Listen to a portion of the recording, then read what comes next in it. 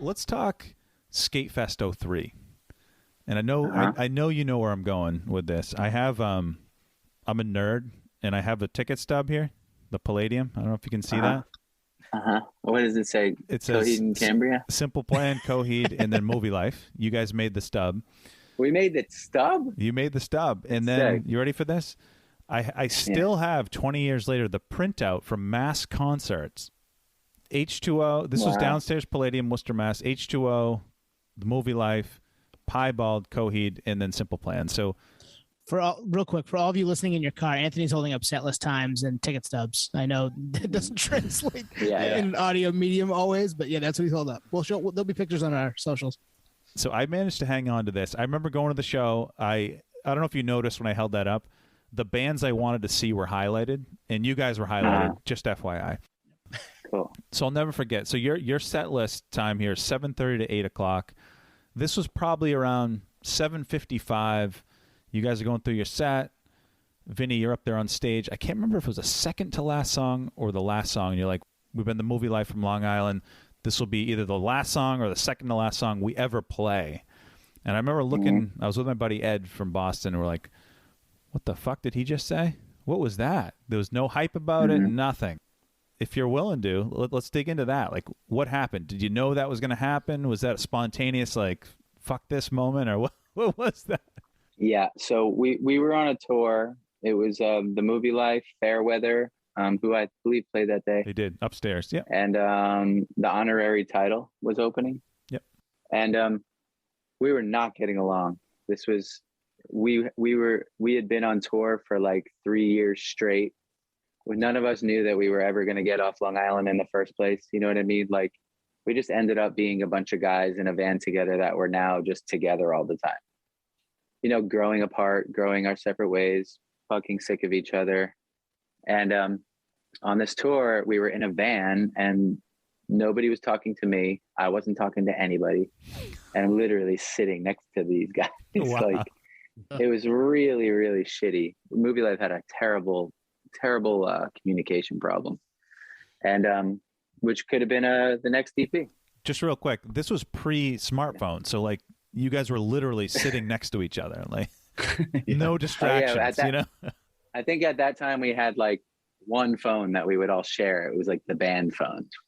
If you like had to call home or something. The Nokia phone and the MapQuest directions. That's about it. The brick. Yeah. So things came to a head a few nights earlier on stage. We were in Pittsburgh. This is crazy that I remember all this shit. So like, I don't remember everything, but we were in Pittsburgh. We're playing to a big crowd. Like, holy shit, we're headlining the place that like Goldfinger brought us to. You know what I mean? Like, now we're headlining. And the crowd wanted another song. So we're in the backstage and they're like, let's play blah, blah, blah. And I was like, no, let's play this one. Like, let's play one that they know. What are you talking about? Like, so they're like, no, we're going to play this. And I was like, no. So I just walk out on stage and I'm like, this song's called whatever I wanted it to be. No way.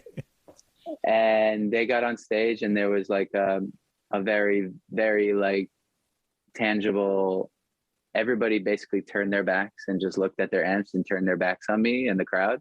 So my two best friends that I grew up with were on tour with us doing merch and tour managing.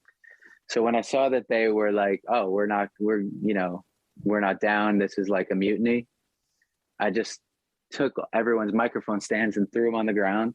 And then my friend Ryan, who's our tour manager, keeps running back on stage and setting them back up. And I just keep throwing them back down.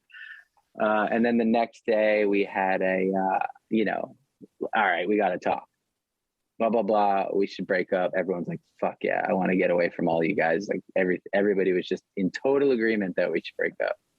And then, we agreed that we wouldn't say anything and that we would just finish the tour. And the tour got a lot easier and more fun now that we had everyone had been freed of all this tension, And so of course I got on stage at our final show, which just happened to be the end of the tour, which was at Skatefest in Worcester.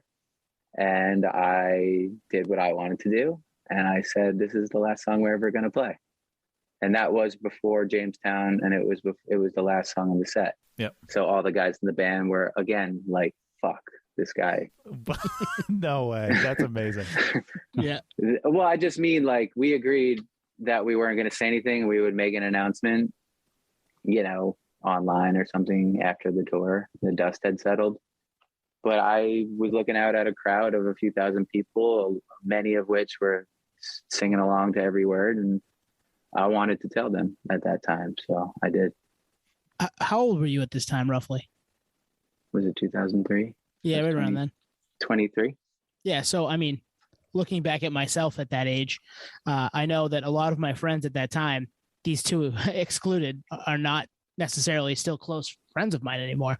And you guys were with each other every day on tour, and the expectation. And that's the other thing. We were not close friends. That's the thing about the Movielife. Yeah.